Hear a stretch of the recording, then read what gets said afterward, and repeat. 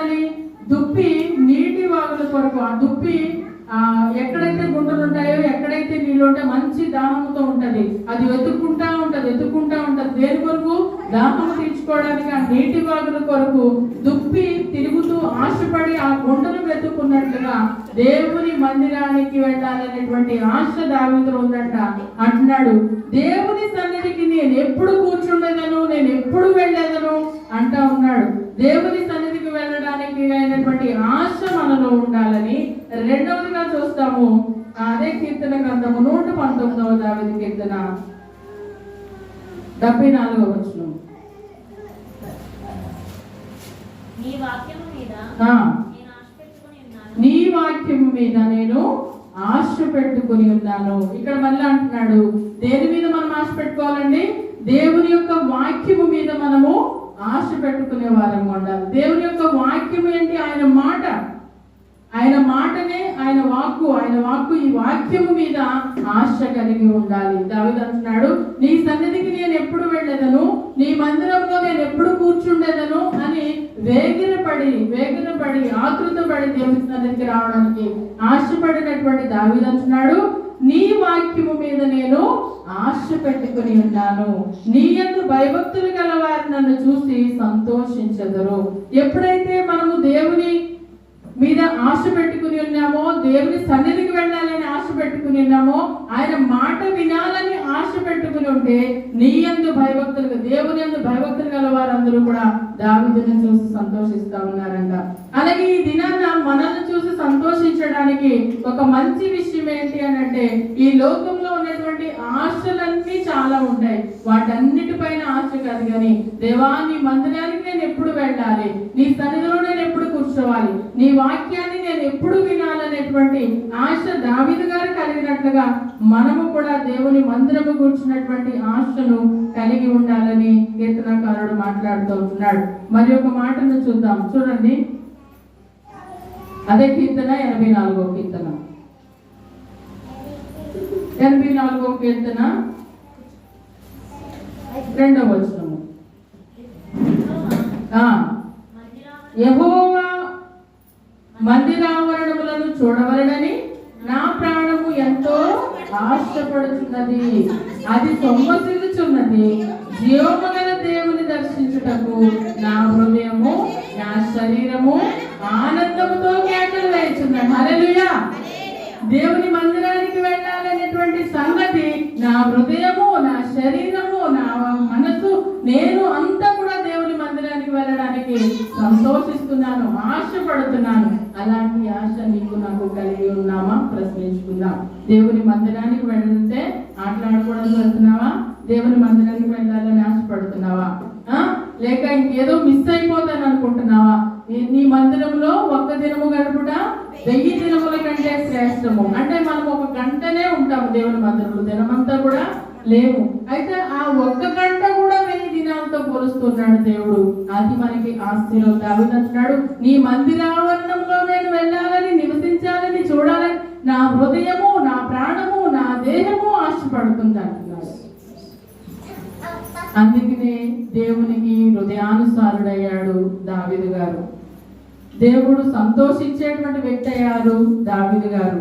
మనము కూడా ఈ లోక ఆశలన్నీ ఎప్పుడూ ఉంటానే ఉంటాయి, కానీ దేవుని మందిరానికి వెళ్ళాలనేటువంటి ఆశను మనము కలిగి ఉండాలి. దేవుని కొరకు పని చేయాలనేటువంటి ఆశ మనకు కలిగి ఉండాలి. ఆయన పనిలో పాలుపంపులు పొందాలనేటువంటి ఆశను మనము కలిగి ఉండాలి. అందుకే అంటున్నాను, ఆ ఆశ మనలో దేవుడు ఎప్పుడు కూడా తీరుస్తూనే ఉంటాడు. అది నిరర్థగా కాదు.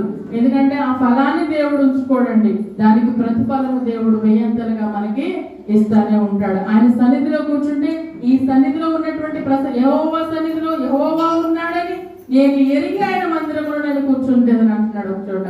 కనుక దేవుని మందిరంలో ఎవరు నివసిస్తున్నాడు?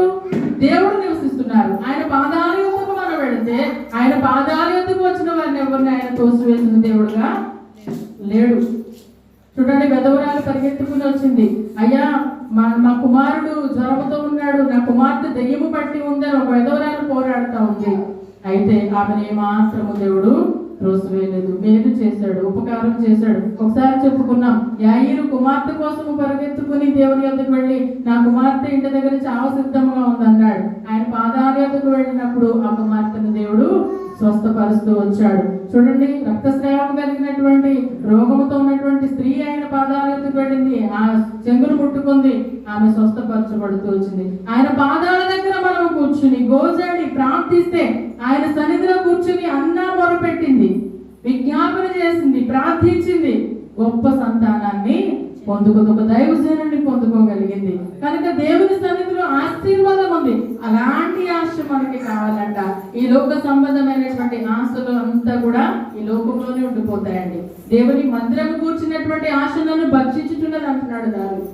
ఆ భక్షించేటువంటి ఆశ కలిగి మనం ఉంటే నిరంతరము దేవునితో మనము జీవించే వారంగా ఉంటాము. చూడండి, కొంతమంది ఈ లోకంలో మన పిల్లలు, మనము, మన తల్లి, తండ్రి, అక్క, చెల్లి అందరూ కూడా ఏదో ఒక రోజు మనల్ని విడిచిపెట్టేస్తారు కదా. ఈ లోకం మనకి శాశ్వతం కాదు. అశాశ్వతమైన లోకంలో బ్రతుకుతున్నాము. అందరూ ఏదో ఒక రోజు ఈ లోకాన్ని విడిచి వెళ్ళవలసింది, అది మాత్రము ఖాయం. ఏదేమైనా కూడా ఈ లోకాన్ని విడిచి వెళ్ళవలసింది తథ్యం అనమాట, అది ఖాయము.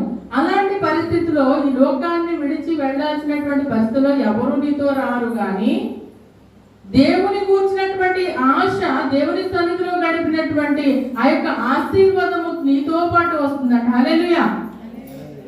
నిరంతరము దేవునితో మనము నివసించే వారము. ఈ శరీరానికి చావు ఉంటుంది, మట్టిలో మనల్ని కప్పెట్టేస్తారు, ఈ మన్ను మన్నైపోతుంది, పురుగులు పడతాయి, ఈ ఎముకలు ఇవన్నీ కూడా మట్టిలో కలిసిపోతాయి. కానీ ఈ ఆత్మకు మాత్రము చావు లేదు. ఈ ఆత్మను తానే దయచేశాడు కాబట్టి మళ్ళా తాని యొద్దకే వెళ్ళాలి. అయితే తన యొద్దకు వెళ్ళేటువంటి ఈ ఆత్మ, నిరంతరము జీవించేటువంటి ఆత్మ దేని కొరకు ఆశ పెట్టుకోవాలి? ఇప్పుడు దేవుని కొరకు ఆశ పెట్టుకోవాలి. అందుకే ప్రకటన గ్రంథంలో ఒక మాట ఉంటుంది, చివరి మాట చదువుకుందాం. పేతురు పత్రిక 3వ అధ్యాయము 12వ వచనము.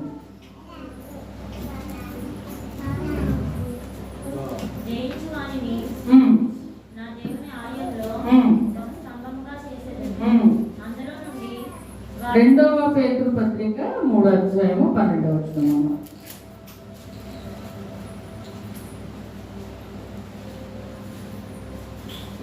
చదువు.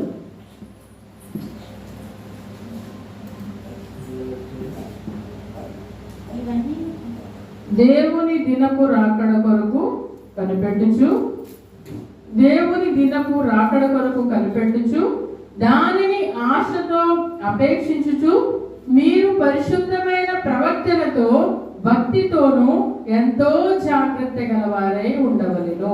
ఇది చివరిగా మనం మాట్లాడేటువంటి మాట ఏంటంటే, దేవుని దినపు రాకడ, ఆయన రాకడ కొరకు ఆయన భక్తులైన, ఆయన బిడ్డలైనటువంటి మనం ఇప్పుడు ఏం చేయాలంట? ఆశతో కనిపెట్టుకోవాలంట.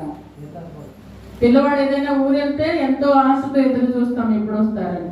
వేరే దేశం వెళ్తే వాడు వస్తారని ఎయిర్పోర్ట్ కూడా వెళ్ళిపోతాం మనం అంటే. అదొక ఆశ. చాలా దినాలైంది, చాలా సంవత్సరాలైంది నా పిల్లలు నేను ఎప్పుడు చూడాలనేటువంటి ఆశ. అలాగా దానికంటే ఎక్కువగా దేని కొరకు ఎదురు చూడాలంట?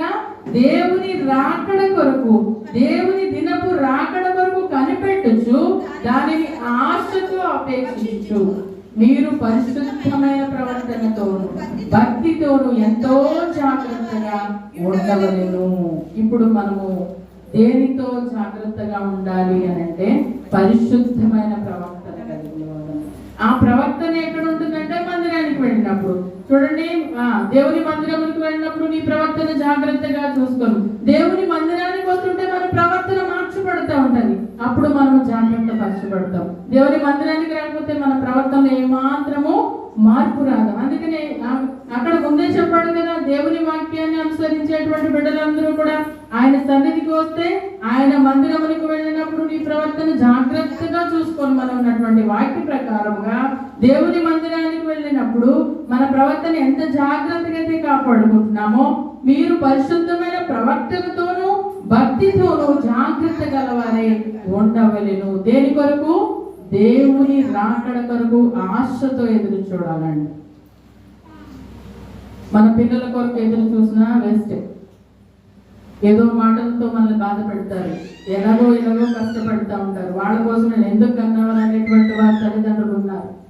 ఇలాంటి బాధలు చాలా మందికి ఉన్నాయి. ఈ లోకంలో చెప్పుకోలేని బాధలు ఉన్నాయి, హృదయంలో భరించలేని బాధలు ఉన్నాయి. ఎవరికి చెప్పుకోలేక కుమిలిపోయేవారు చాలా మంది ఉన్నారు. కాదండి, ఇలాంటి వారి కొరకు ఆశ పెట్టుకునే వారి కంటే దేవుని కొరకు ఆయన మందిరానికి వెళ్ళడం కొరకైనటువంటి ఆశ నన్ను ఎంతగానో వచ్చి నా శరీరము, నా ప్రాణము, నా హృదయము ఎంతో ఆశతో ఎదురు చూస్తుంది దేవుని మందిరానికి వెళ్ళాలని దావీదు గారు అంటా ఉన్నారు. కనుక ఈ దినము నీ నా ఆశ ఏమై ఉంది పరీక్షించుకుందాం, పరిశీలించుకుందాం. దేవుని మందిరానికి వెళ్ళాలనేటువంటి ఆశ కలిగి ఉన్నామా, ఆతృత కలిగి ఉన్నామా? ఎందుకు చెప్తూ ఉన్నానంటే అన్ని కూడా ఈ లోకంలో మనం విడిచిపెట్టి వెళ్ళాల్సినటువంటి దినము ఒక్కటి ఉంది. అందుకే ఒక భక్తుడు అంటున్నాడు, ఇదిగో నువ్వు పోయేటువంటి సమయం వచ్చినప్పుడు నీకున్నటువంటి ఆ ఒంటి మీద బట్టలు కూడా ఉంచేటువంటి దినము కాదు. కాబట్టి నువ్వు ఈ లోకంలో ఏమి సంపాదించినా 10 తులాల బంగారం సంపాదిస్తే ఉగ్రత దినాన బంగారం 10 కుక్కులు తినివేస్తాయండి. యెషయా గ్రంథంలో దేవుని వాక్యం స్పష్టంగా తెలియజేసింది, బంగారం 10 కుక్కులు తినేస్తాయంట. నువ్వు కట్టుకున్నటువంటి పట్టు చీరలని సిమెంట్లు కొట్టేస్తున్నాయంట. కనుక దేవుని పని కోసము, అనాథల కోసము, దిక్కులేని వారి కోసము, ఆపదలో ఉన్న వారి కోసము, కష్టంలో ఉన్న వారి కోసము మనం సంపాదించింది ఏమైనా ఖర్చు పెట్టగలుగుతున్నామా? దాని ద్వారా రక్షణ పొందగలిగిన వారు అనేకులు ఉన్నారు. ఇది సంపాదించుకున్నారు. వారి అవసరత గమనించి, వారి అక్కర గమనించి ఏ పరిస్థితిలో ఉన్నారో వారికి సహాయం చేయండి. దేవుని మాటలు చెప్పండి, సువార్తను ప్రకటించండి. దేవుని రాజ్యము కొరకు భయభక్తులతో మనం ఎదురు చూస్తూ వారిని కూడా దేవుని రాజ్యానికి నడిపించే వారు కూడా. ఆమె లోకంలో వ్యభిచారం చేస్తూ ఉంటే ఆమె శరీరముతో పాటు ఆమె నిత్య నరకములో అగ్ని ఆరదు, పురుగు చావదు, కొరుకు చుండును, పండ్లు పట్టుబడరు, భక్తులు పాట రాస్తూ వచ్చాడు. కనుక అందరు డబ్బు ఉన్నప్పుడు అందరూ ఉన్నారు, అందరూ వచ్చారు. ఈ దినాన్ని అందరూ వదిలేసి వెళ్ళిపోయారు. ఒకనొక దినం వస్తుంది, ఆ దినాన నీ అక్క లేవి, చెల్లులేవి, నీ అన్న లేవి, తమ్ముళ్ళేవి, నీ అక్క లేవి, చెల్లుళ్ళేవి, నీ అన్న లేవి, తమ్ముళ్ళేవి, వారు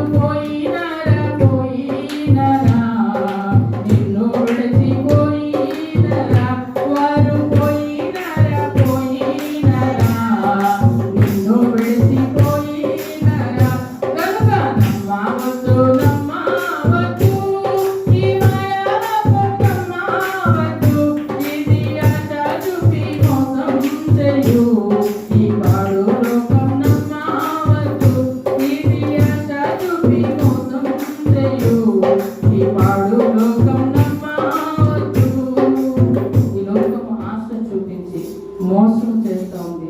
ఒకనొక దినాన నీ అక్క లేని, చెల్లు లేని, అన్న లేని, తమ్ము లేని వాళ్ళందరూ నిన్ను విడిచి వెళ్ళిపోతారు. నీవు కూడా ఈ లోకాన్ని విడిచి వెళ్ళిపోతావు. కానీ చివరి వరకు దేవుని రాజ్యంలో శాశ్వతంగా ఆయనతో పాటు ఉండడానికి ఈ లోకంలో ఏం చేయమంటాడు? దేవుని సన్నిధి కొరకైనటువంటి ఆశ నీలో నాలో ఉంటే గనక ఈ లోకంలోనూ జీవిస్తాము, పరలోకంలోనూ జీవిస్తాము. దావీదు కలిగినటువంటి ఆశను మీరు నేను కలిగి జీవించాలని ఈ వాక్యము ద్వారా దినాన దేవుడు మనకు హెచ్చరిక చేస్తూ మాట్లాడుతూ వస్తున్నాడు. ఈ కొద్ది మాటలు మన హృదయంలో దేవుడు నెరవేర్చి మనకి అలాంటి ఆశను కలుగు చేయను గాక. ఆమె